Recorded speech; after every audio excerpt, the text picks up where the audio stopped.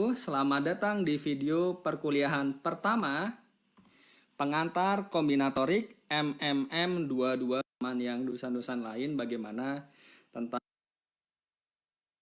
Nah, harapannya dengan kelompok ini bisa lebih aktif. Jadi setiap kelompok itu wajib bertanya minimal 1 pertanyaan. Jadi terserah siapa yang bertanya, cantumkan nama di situ dan nomor kelompoknya. Ini misalkan namanya siapa, terus bisa dikasih kurung kelompok berapa atau ditulis kelompok berapa, itu tidak masalah. Nah, yang bertanya tadi ada kemungkinan bisa mendapat poin keaktifan juga. Jadi keuntungan juga untuk mahasiswa yang bertanya. Dan kelompok yang lain itu wajib menanggap dan beberapa jadi dari websitenya RNTA kemarin dengan Simpa menyelenggarakan Simpa School dan salah satu topiknya adalah lapangan Galoa. Jadi materi yang lapangan Galoa di website tersebut itu bisa juga digunakan. Dan topiknya bisa dilihat ya. Ada 5 tadi yang setelah UTS. Oke. Pertama kita ingat-ingat dulu tentang ring dan lapangan. Jadi kalau misalkan kita langsungan ke definisi itu kan biasanya repot. Nah, kita start dulu dari yang sudah kita tahu. Jadi apa yang sudah kita tahu? Nah, salah satunya adalah himpunan bilangan bulat ya. Jadi kita punya himpunan bilangan bulat. Di situ kita punya operasi penjumlahan dan juga operasi perkalian. Nah, di situ kalau misalkan kita punya elemen A, terus B, dan C di Z, kita tahu apa? Penjumlahannya, dia pasti selalu kembali ke bilangan bulat juga. Jadi dua bilangan bulat dijumlahkan juga bulat. Dan perkaliannya juga bilangan bulat. Jadi operasi ini kalau misalkan kita punya himpunan, kita punya operasi, mengoperasikan 2, terus kembali ke himpunan tersebut dan hasilnya juga tunggal, itu kita sebut dengan operasi biner. Jadi bisa dilihat motivasinya kan sederhana, kita lihat fenomena yang ada di bilangan. Nah, selanjutnya kalau kita punya 2 bilangan bulat, apa yang kita punya? Kita kan punya 0 ya di bulat, ya enggak? Sehingga kalau kita punya sebarang di sini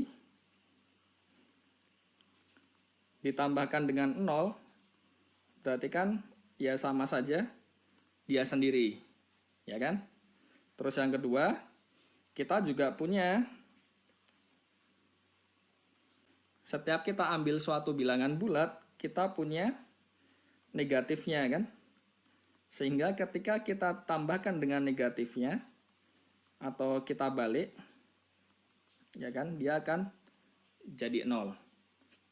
Dan yang ketiga, kalau kita punya 3 bilangan bulat, nah kita bisa menjumlahkan dulu yang pertama atau menjumlahkan dulu yang 2 belakang. Jadi 3 ini kalau misalkan kita aplikasikan di himpunannya sebarang dengan operasinya juga yang berkaitan dengan seperti itu di himpunan itu dan memenuhi sifat-sifat seperti ini, nah itu kita namakan dia grup. Oke ya. Jadi sedikit mengingat-ingat saja. Dan selanjutnya kalau misalkan kita punya jumlahannya bisa ditukar, jadi A tambah B sama dengan B ditambah A, jadi bisa kita balik. Nah, dia akan menjadi di sini grup komutatif. Oke ya, jadi itu awal mulanya. Dan selanjutnya kalau di bilangan bulat, kita juga punya apa? Atau keduanya. Dengan B ditambah C, kita punya sifat distributif per kanan. Jadi semua itu tadi yang di bagian depan, dia akan membentuk ring. Jadi kalau misalkan kita langsungan seperti ini, Nih ya. Ini kan terlihat rumit, tetapi kalau kita melihat fenomena yang sudah ada, itu jadi lebih mudah dipahami. Jadi kita ingatkan lagi tentang ring. Ingat-ingat lagi ya ring ya. Jadi ring di sini bukan ring cincin. Jadi ring di aljabar. Nah, pertama kita punya komutatif di penjumlahannya. Selanjutnya asosiatif, bisa menjumlahkan yang depan dulu atau yang belakang dulu. Dan kita punya elemen 0. Sedemikian hingga kalau ditambahkan dengan siapapun akan jadi dia sendiri, dan kita punya minusnya kan di sini kan. Jadi dan selanjutnya butif. Jadi ini terlihat fenomena yang sudah ada tadi ya. Nah, kita ya jangan dibiasakan membaca definisi itu letterlek.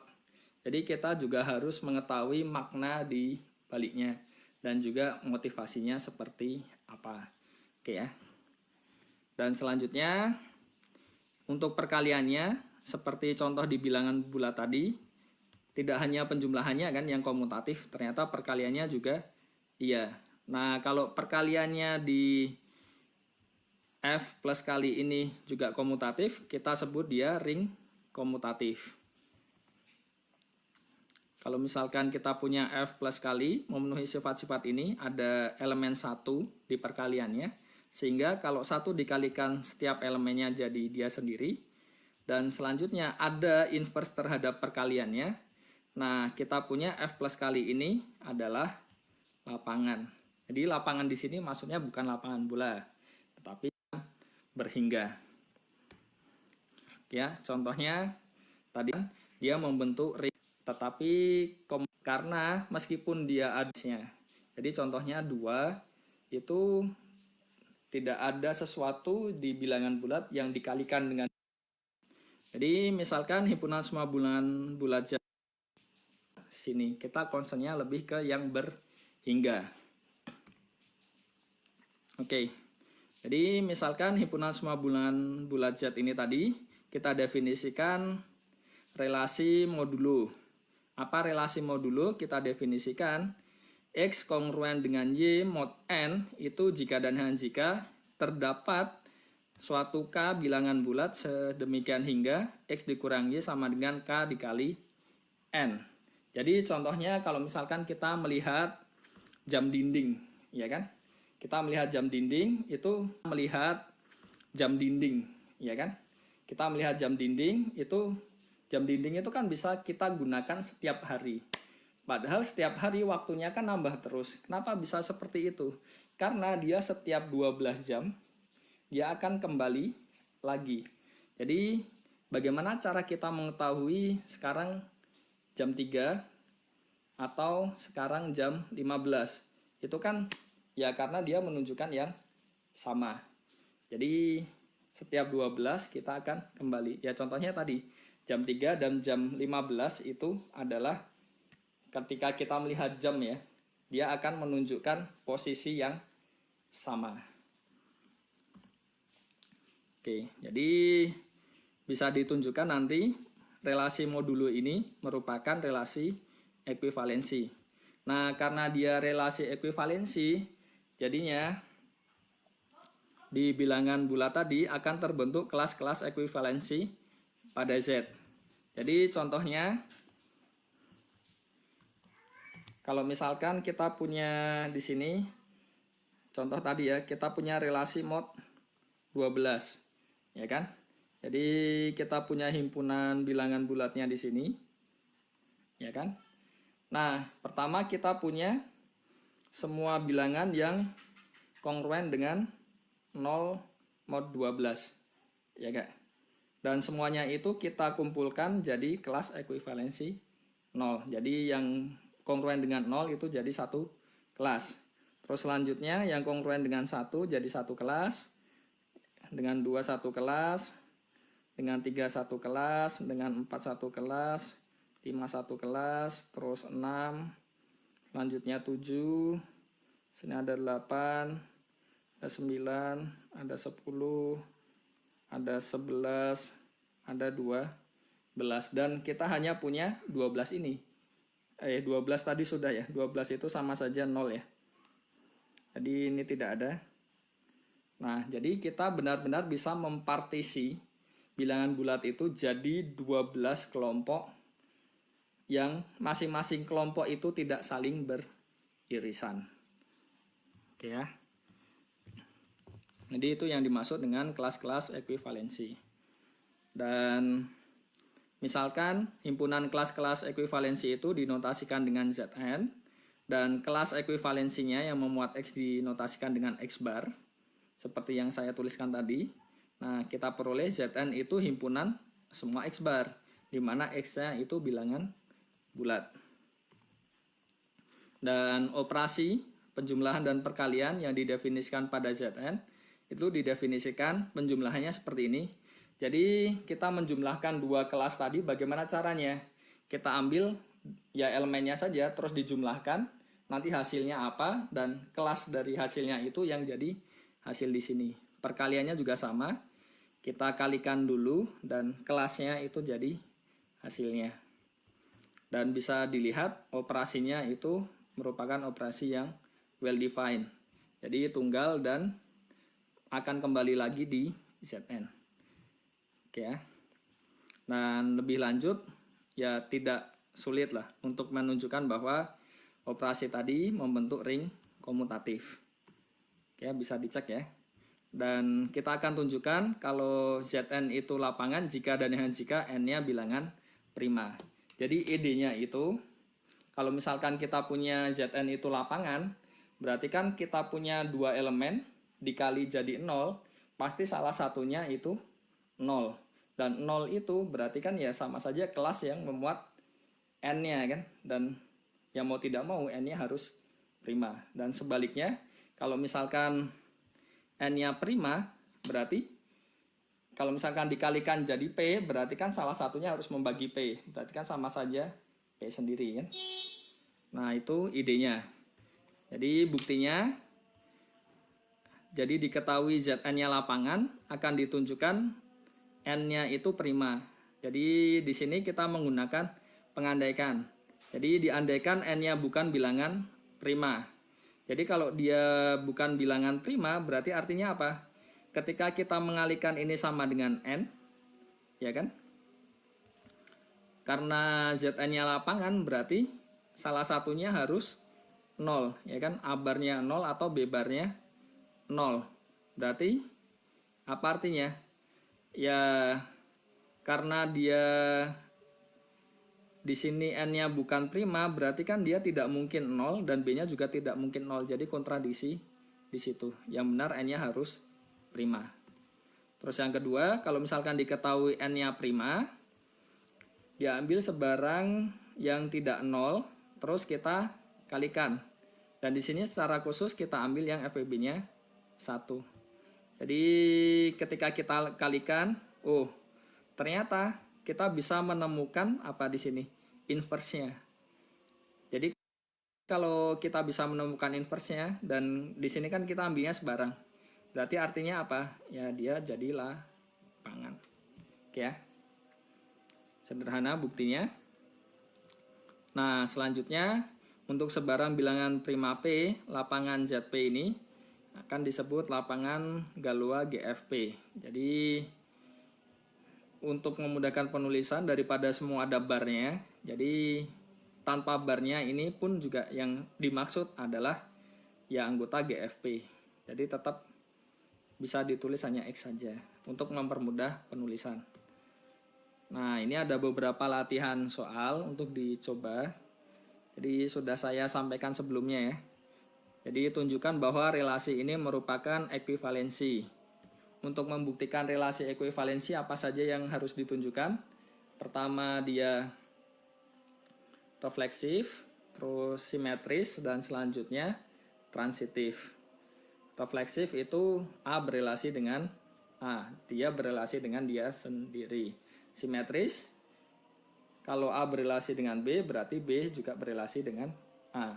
Terus yang terakhir transitif, kalau A berelasi dengan B, B-nya berelasi dengan C, berarti A dan C juga berelasi. Oke. Terus selanjutnya well defined tadi sudah dibahas ya, intinya ditunjukkan tunggal dan masuk kembali ke Zn. Terus tunjukkan ring komutatif, ini tidak sulit. Terus di sini tabel penjumlahan perkalian pada GF5, jadi bisa dibuat ya. Yang nomor 4, yang tabel perkalian pada GF5 itu bisa dibuat ya ke kanan 0, 1, 2, 3, 4, ke bawah juga 0, 1, 2, 3, 4. Kalau di jumlah jadinya seperti apa hasil-hasilnya, perkalian juga sama. Jadi tabelnya mirip seperti waktu SD dulu ya, untuk menghafal penjumlahan dan perkalian bentuknya mirip seperti itu. Tetapi di sini ya pakainya modulo. Dan bisa dihitung ya ini ya. 2 pangkat 3 jadi apa kalau di GF7 dan seterusnya. Nah, itu untuk latihannya bisa dicoba ya. Jadi tidak terasa sudah setengah jam, cepat sekali. Kalau misalkan ingin berhenti terlebih dahulu, silahkan. Jadi bisa di pause dulu videonya karena sudah cukup lama, setengah jam. Kan mendengarkan juga lumayan kan, menghabiskan tenaga. Jadi kalau misalkan ingin istirahat, pause dulu ya. Tapi kalau misalkan ingin lanjut, bagus. Oke, kita lanjutkan. Nah, selanjutnya kita punya GFP tadi, kita bisa bentuk polinomial seperti ini ya. Jadi GFPX kita definisikan polinomial dari A0 ditambah A1X ditambah A2X kuadrat dan seterusnya, di mana koefisiennya itu anggota dari GFP. Jadi polinomial ini atas GFP juga. Oke, lanjut. Di himpunan polinom-polinom ini kita definisikan operasi penjumlahan dan perkalian. Jadi penjumlahannya seperti polinom biasa, jadi masing-masing ya. Jadi ketika F dan G seperti ini, bisa dilihat ya, yang koefisien X pangkat 0 itu dijumlahkan. Koefisien X pangkat 1 itu dijumlahkan kan, jadi A1 tambah B1 dan seterusnya. Nah, untuk perkaliannya juga sama seperti polinom biasa. Jadi bisa dilihat di sini. Yang koefisien X pangkat 0 didapat dari A0 kali B0. Yang koefisien X pangkat 1 didapat dari A0 B1 ditambah A1 B0 dan seterusnya. Jadi koefisiennya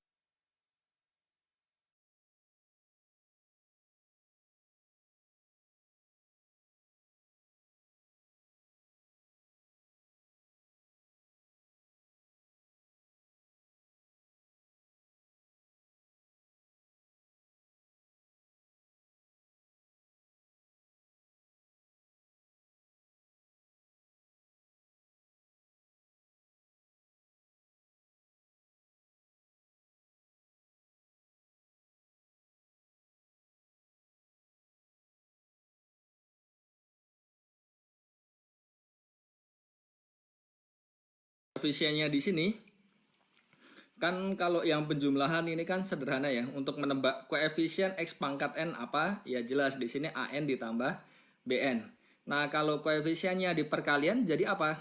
X pangkat N-nya itu jadi A0 BN ditambah A1 BN min 1 ditambah dan seterusnya sampai AN dikali B0. Oke ya, sederhana. Dan kita dapat menunjukkan bahwa operasi-operasi ini di GFPX membentuk ring komutatif. Ya, kenapa? Karena perkalian dari polinom itu kan, kalau misalkan polinomnya atas yang komutatif, dia juga komutatif. Oke, kita lanjutkan dengan derajat polinomial. Jadi di sini kita notasikan dengan degree, DEG. Jadi kalau misalkan fx itu seperti ini, kita punya paling besarnya di sini ya, x pangkat n, koefisiennya an. Nah, an-nya ini tidak boleh 0, jadi disebut degree dari fx itu adalah pangkatnya ini, paling besarnya berapa. Jadi degree dari fx di sini adalah n. Nah, contohnya ketika kita punya fx sama dengan ini, 3 ditambah 2x dikurang x pangkat 3, dx-nya ini 1 dikurang x ditambah 4x kuadrat, kita peroleh degree dari f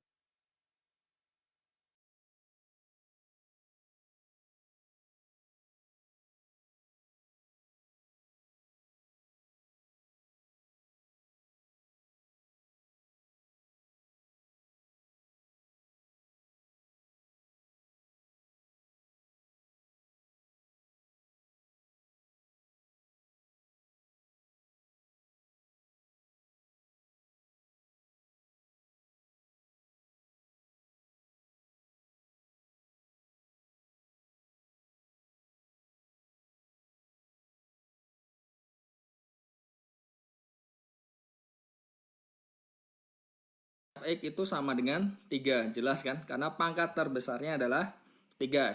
Nah, selanjutnya degree dari GX itu sama dengan 2, karena pangkat terbesarnya di sini 2. Selanjutnya penjumlahannya bagaimana? Kita punya di situ fx-nya, saya tulis dulu ya, supaya lebih mudah. Jadi fx-nya itu sama dengan 3 ditambah 2x dikurang x pangkat 3. Dan gx-nya itu sama dengan 1 dikurang x ditambah 4x kuadrat. Jadi seperti apa? Ya, kalau kita jumlahkan fx ditambah gx berarti jadi apa? Ini di GF5 ya tadi ya. Ya kan? Jadi di GF5x. Oke. Jadi konteksnya GF5x, jadi koefisien-koefisiennya itu bilangan bulat modulo 5. Berarti kita jumlahkan 3 ditambah 1, 4. Terus yang X itu hanya 2 dikurang 1, berarti plus 1. Terus selanjutnya yang X kuadrat itu ada 4. Oh, di sini ada X-nya, lupa. Berarti ini X kan tadi. Terus ini ada 4X kuadrat, terus dikurang X pangkat 3. Nah, biasanya kalau kita bermain seperti ini, kita buat semuanya positif. Nah, di modulo 5, negatif 1 itu kan sama saja 4. Jadi kita peroleh ini. 4 ditambah X ditambah 4X kuadrat ditambah 4X pangkat 3. Bisa dicek. Oke ya, sama ya. Jadi itu alasannya kenapa di bagian belakang di sini jadi plus 4 karena di GF5. Kalau perkaliannya bagaimana? Coba kita kalikan. Ganti hitam lagi. Fx dikali Gx itu jadi yang koefisien X pangkat 0 bisa dilihat 3 kali 1, 3. Yang koefisiennya X ada berapa di situ? Ini 3 dikali min 1, negatif 3. Atau X-nya di belakang saja. Jadi negatif 3. Terus ada 2 kali 1, 2 ya. Sudah habis yang X. Selanjutnya yang X kuadrat itu ada 3 dikali berapa di sini? 3 kali 4, 12. Terus yang di sini ada ini ya. 2X dikali negatif X. Berarti negatif 2. X kuadrat. Nah, yang X pangkat 3 ada. Ya, tadi habis ya, sudah ya. Yang X pangkat 3 ada, mana X pangkat 3? Ini 3 dikali berapapun nggak menghasilkan X pangkat 3. Di sini, nah ini 2 dikali 4, 8. Terus selanjutnya ada di sini negatif 1. X pangkat 3 dikali 1 di sini berarti negatif 1 ya di sini ya. X pangkat 3. Yang X pangkat 4 sekarang. Di ini tidak bisa menghasilkan X pangkat 4. Ini juga tidak bisa, tinggal ini kali ini ya. Jadi 1 X pangkat 4. Adakah yang lain? Tidak ada. Terus yang X pangkat 5 ya yang terakhir ini kan. Berarti di sini negatif 4 X pangkat 5. Nah, kita peroleh 3.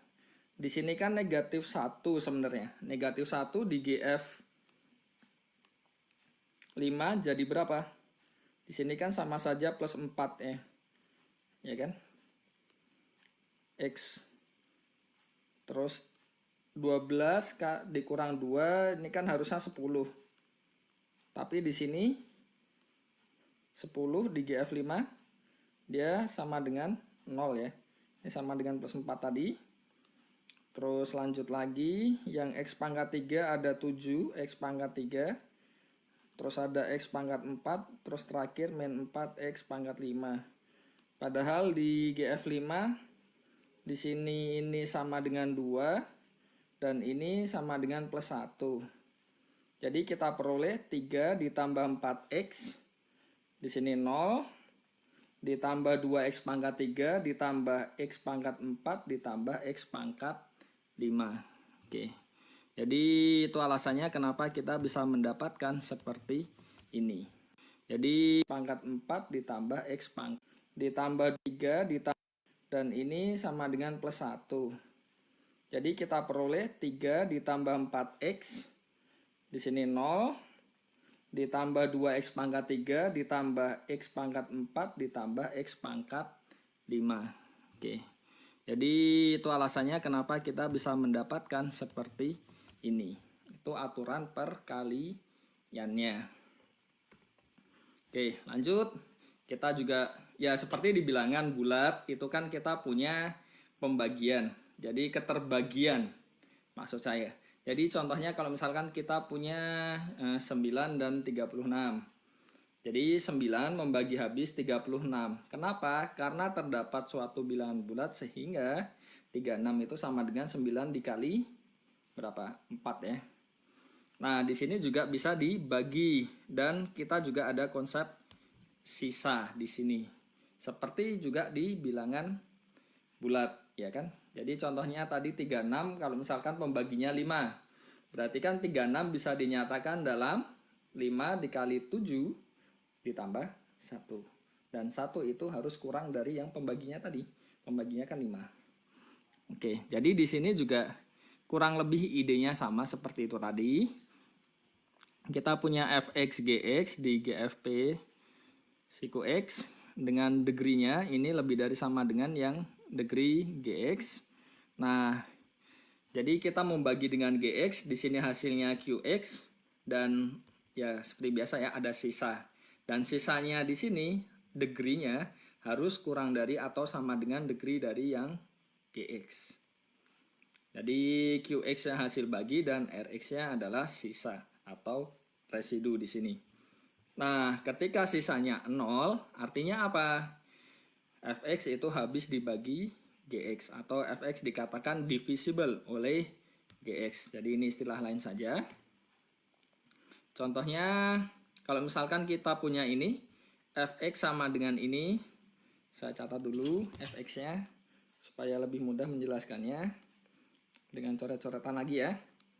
Saya punya Fx-nya x pangkat 4 ditambah 4x pangkat 3 ditambah 4x kuadrat ditambah 10x ditambah 4. Dan pembaginya adalah gx-nya adalah x kuadrat tambah 4x ditambah 2. Bagaimana cara membaginya? Porogapit. Jadi seperti ketika SD dulu ya. Bisa dilihat di sini pangkat terbesarnya x pangkat 4. Pembaginya di sini pangkat terbesarnya x kuadrat. Nah, supaya hilang kita butuh x kuadrat, ya kan? Kenapa? Karena ketika kita mengalihkan di sini jadi x pangkat 4 ditambah 4x pangkat 3 ditambah 2x kuadrat. Ketika kita kurangkan yang bagian depan ini bisa dilihat dia akan hilang. Oke ya. Dia hilang. Oh, ternyata yang kedua juga hilang. Yang ketiga ini masih 2x kuadrat. Oke, kita turunkan 10x tambah 4 ya. Nah, ini butuh berapa ini? Ini 2 ya. Oh, berarti 2 kalinya. Ini 2 dikalikan jadi 2x kuadrat ditambah 8x ditambah 4. Dikurangkan jadi 2x. Ini artinya apa? Kita punya ini fx, ya kan? Sebagai fx-nya tadi. Di sini sebagai gx-nya. Berarti ini sebagai qx dan ini sebagai rx-nya. Berarti kita bisa menyatakan fx ini yang x pangkat 4 tambah 4x pangkat 3 ditambah 4x kuadrat tambah 10x tambah 4 itu akan sama dengan x kuadrat tambah 4x plus 2 dikalikan dengan x kuadrat plus 2. Nanti hasilnya ditambahkan dengan 2x. Jadi itu cara untuk membaginya. Oke ya. Dan kita juga bisa melakukan seperti itu tadi untuk kasus yang modulo tertentu. Tidak hanya yang bilangan bulat biasa. Dan kita lanjut ke elemen irreducible. Intinya adalah dia dikatakan, jadi kita punya polinom di situ tidak konstan. Jadi daripada definisinya terlalu ribet ya itu ya. Bisa dilihat kan panjang sekali kan. Intinya seperti ini. Kita punya suatu polinom yang tidak konstan. Nah, polinom itu bisa tidak kita faktorkan jadi perkalian, di mana masing-masing faktornya itu bukan juga polinom konstan. Kalau dia tidak bisa difaktor,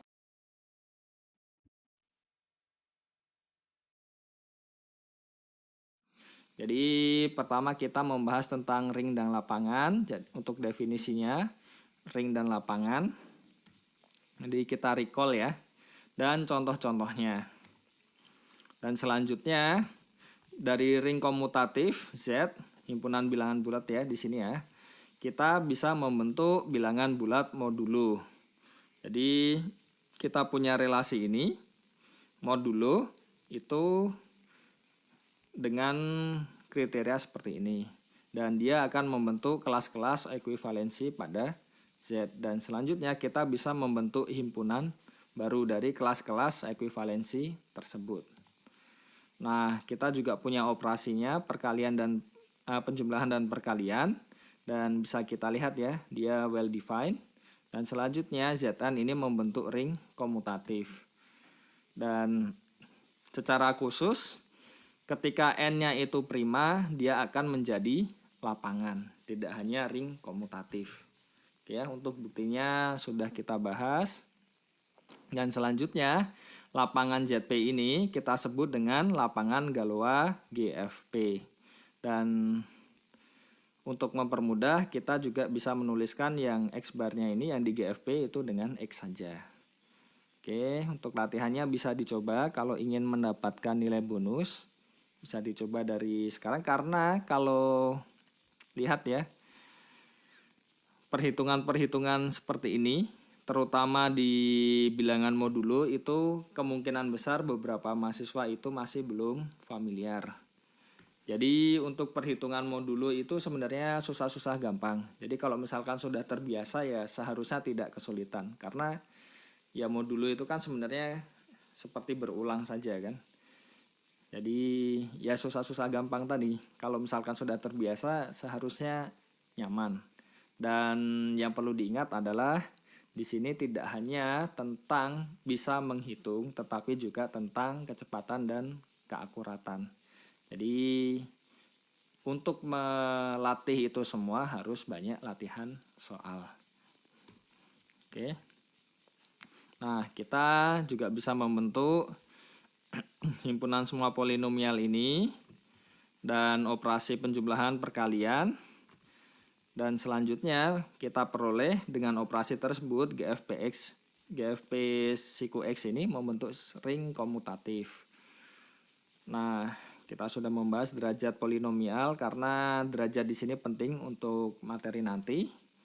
Dan kita tahu ya di sini ya, ini derajatnya 3. Dan lebih lanjut bisa kita bahas nanti kita peroleh ketika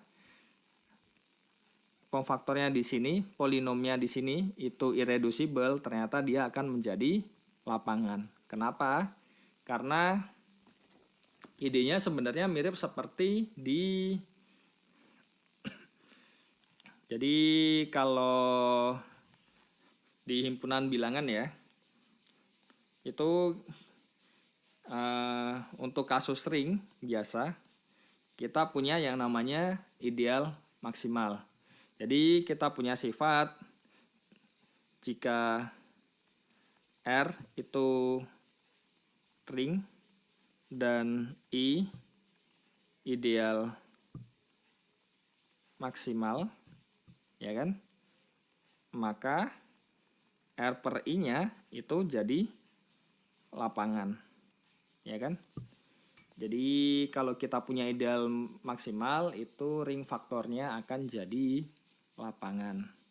Nah, untuk membentuk ideal maksimal sendiri, jadi contohnya ya, ideal maksimal. Contohnya adalah misalkan kita punya Z plus kali, ya kan?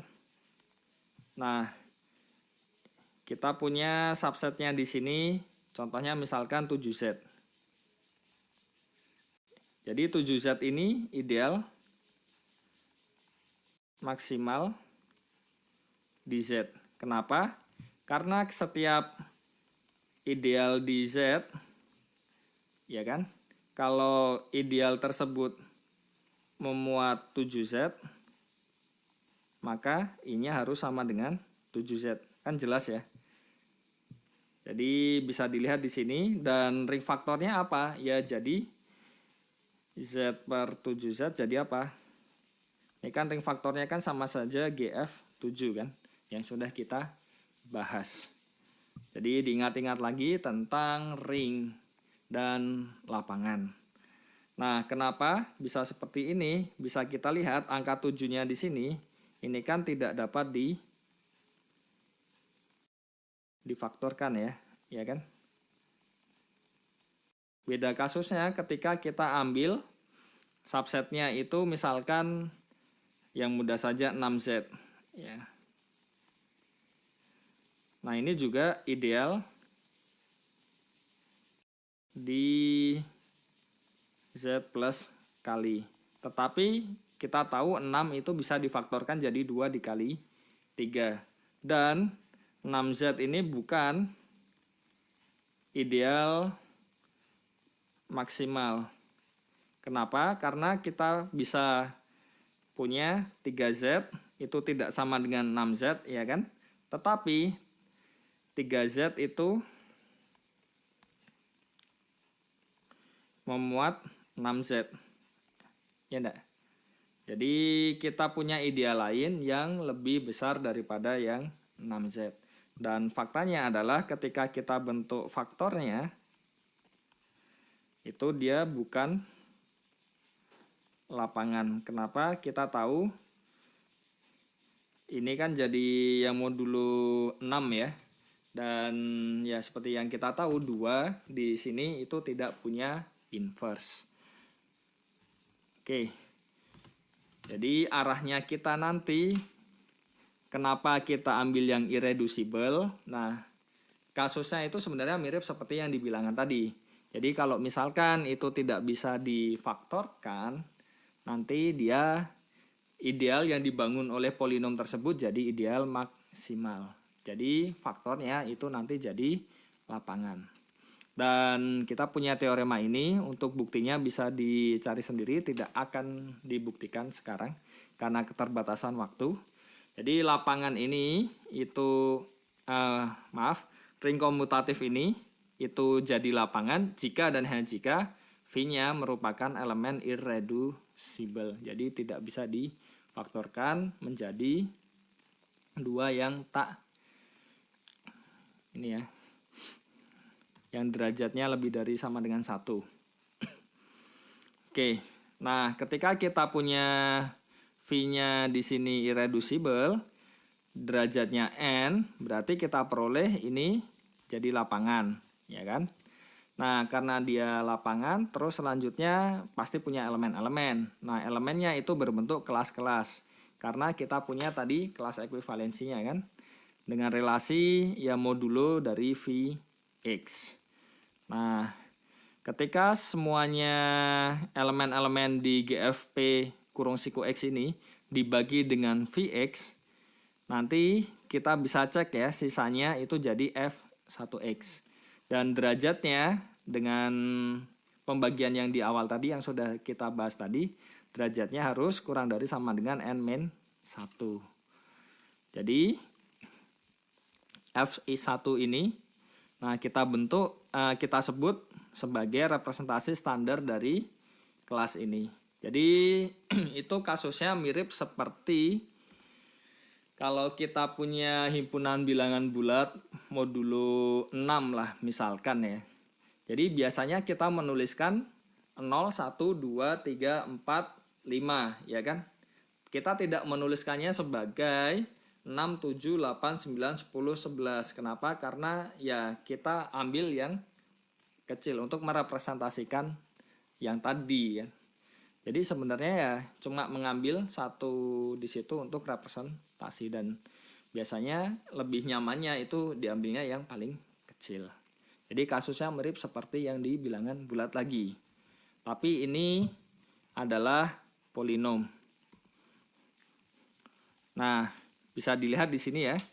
Karena degree F1X-nya itu adalah N-1, dan kita bekerja di GFP di sini, ya kan? Berarti banyak kemungkinan dari A0 ada berapa? Ada. Jadi di GFP kemungkinannya ya 0, 1, 2, 3 dan seterusnya sampai P-1. Jadi ada P kemungkinan. Nah, di situ ini ada P kemungkinan, di sini juga P kemungkinan, ya kan? P kemungkinan dan seterusnya P kemungkinan. Berarti kita peroleh totalnya ada berapa kemungkinan semuanya? Ada P pangkat N, banyak P pangkat. Selanjutnya lapangan ini kita notasi disebut tadi. Oke, jadi lapangan GFP pangkat N ini bisa ditunjukkan kalau dia tunggal. Jadi tidak peduli dengan pemilihan derajatnya dia lapangan. Kita peroleh contohnya di sini. Kita punya GF 3 kuadrat, ya kan? Polinomnya F1X ini irreducible ya di GF3, ya kan? Dan F2 ini juga irreducible di GF3. Nah, untuk kelas-kelas residunya bisa dilihat karena di sini ordernya 2. Ordernya 2 berarti kemungkinannya ada 9 kan tadi sudah dibahas. Dan apa saja yang mungkin? Berarti kan ya 0, 1, 2. Selanjutnya X plus 0 kan di sini sama saja kan. Ada X plus 1, X plus 2. Selanjutnya 2X plus 0, 2X plus 1, dan 2X plus 2.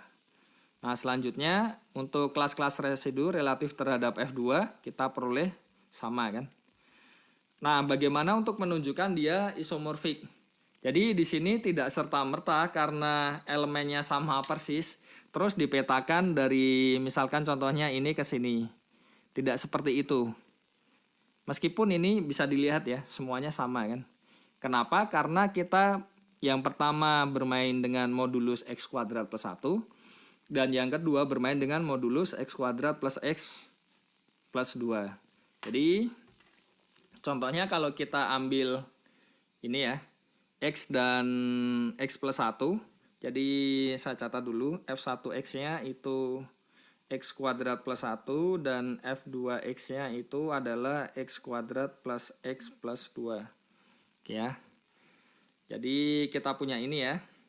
Kita mau cek yang misalkan contohnya ya. Kalau kita punya isomorfisme, misalkan G ya. G-nya isomorfis itu kan berarti G dari A plus B nanti akan sama dengan GA ditambah GB kan. Ya enggak? Jadi ini homomorfismenya. Dan GA kali B itu akan sama dengan GA dikali GB. Untuk penjumlahannya seharusnya tidak banyak bermasalah, tapi perkaliannya nanti bisa bermasalah. Jadi contohnya ketika kita punya ininya X, kelas yang X, dan ini yang kelas yang misalkan X plus 1 ya. Jadi X ditambah X plus 1, X dikali X plus 1 itu jadi apa? Ini dikalikan kan berarti jadi X kuadrat plus X. Ya enggak? Nah, X kuadrat plus X itu ketika, jadi kalau misalkan kita ambil G-nya tadi, ini identitas ya. Jadi ke dirinya sendiri. Jadi kita punya misalkan ya, kalau kita membentuk pemetaannya dari ini ke sini ke dia sendiri. Jadi yang X plus 1 ini dipetakan ke kelas X plus 1 juga. Jadi saya tulis dulu Vx itu kan X kuadrat plus 1. Nah ini kenapa sama dengan 2? Ya kan? Nah, kita punya X kuadrat itu dapat dinyatakan dalam 1 dikali X kuadrat plus 1, ya kan? Dikurang 1. Dan kurang 1 di sini kalau di GF3 kan sama dengan 2. Dan dia menjadi yang representasinya kan? Makanya di sini X kuadrat kelas X dikuadratkan itu sama dengan 2. Nah, X pangkat 4 itu jadi berapa? X pangkat 4 ya karena X kuadratnya itu 2, berarti kan ini jadi 2 kuadrat. Ini berarti nanti jadi sama dengan 1. Jadi dia belum membangun GF3 kuadrat. Tetapi ketika kita ambil modulusnya x kuadrat plus x plus 2, bisa kita lihat di sini x pangkat 0-nya jelas ya 1 ya. X pangkat 1-nya x lagi. X kuadratnya bisa dicari dengan cara yang sama. Tadi dinyatakan x kuadrat ini dalam Vx ini dikalikan sesuatu ditambah sisa. Nah, sisanya itu jadi 2x plus 1. Yang x pangkat 3 juga nyatakan dalam Vx ini kali sesuatu ditambah sisa, sisanya nanti jadi ini.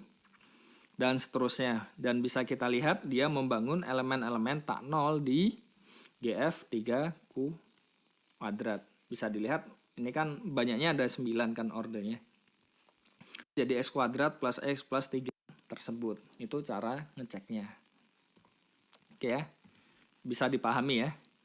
Nah, selanjutnya untuk memudahkan penulisan, ini bisa lebih dari modulusnya, ya kan derajatnya. Dan kalau dia lebih dari atau sama dengan modulusnya, berarti kita harus membaginya lagi kan untuk mencari sisanya, untuk mencari representasinya. Jadi beberapa kali step, tetapi dengan bentuk ini bisa dilihat jauh lebih cepat. Contoh lain, alfa 2 dibagi alfa 6. Alfa 2 itu X, alfa 6-nya itu X pangkat 5 kan. Ini dibagi jadi X pangkat min 4, padahal X pangkat 8 kan 1. Ini dikalikan X pangkat 8 berarti tinggal ya jadi X pangkat 4. Nah, X pangkat 4 padahal itu akan sama dengan alfa 5. Dan seterusnya bisa dicoba sendiri ya. Sederhana. Dan untuk yang penjumlahan itu lebih mudah pakai yang bentuk polinomnya. Kenapa? Kalau kita menggunakan bentuk ini untuk penjumlahan, memaksakan ini, bisa dilihat ya, dia jadi X pangkat alfa 7 kan, contoh untuk nomor 5, alfa 7 kan X pangkat, alfa 7 itu X pangkat 6 ya, alfa 6-nya X pangkat 5. Nah, menjumlahkan X pangkat 5 ditambah dengan X pangkat 6 itu kan, ya jadi kita harus menyederhanakan lagi ya, dan mencari sisanya lagi. Jadi lebih mudah kalau kita jumlahkan yang polinomnya. Tetapi untuk perkalian dan pembagian itu lebih mudah gunakan yang multiplikatif formnya. Semoga bisa diterima. Karena ini sebenarnya hanya cara pandang saja untuk mempermudah perhitungan. Oke ya. Nah, contoh lain, kalau kita punya GF2 kuadrat, kita bisa ambil fungsi minimumnya ini, x kuadrat plus x plus 1, ya kan? Nah, kita set alfa 0 sampai alfa 3-nya seperti ini. Dan kita juga punya x pangkat 3 sama dengan 1. Bisa dicek juga tabel penjumlahan dan tabel perkalian ini. Oke ya. Nah, tadi sudah kita bahas kalau untuk yang dan relatif terhadap fungsi minimum x pangkat 3 ditambah x kuadrat ditambah 1. Oke. Jadi bagaimana caranya? Oke ya. Jadi pertama-tama yang poin B terhadap ini ya. Kita fungsi minimum. X-nya itu jadi elemen primitif. X merupakan elemen primitif, ya kan? Kita cek x pangkat 0-nya, x pangkat 0 itu kan selalu 1, ya enggak? Terus x pangkat 1-nya selalu x kuadratnya sekarang bisa di pangkatnya yang sama seperti itu, mirip seperti yang awal tadi yang poin A ya. Tempatnya itu x plus 1 ya, didefinisikan x infinity itu x i itu akan sama dengan x pangkat zi. Jadi kita cari, juga dicek, belum ada pertanyaan, tolong dipantau terus. Dan setelahnya ya jangan lupa ya, tinggal sebentar lagi bulan puasa. Jadi harus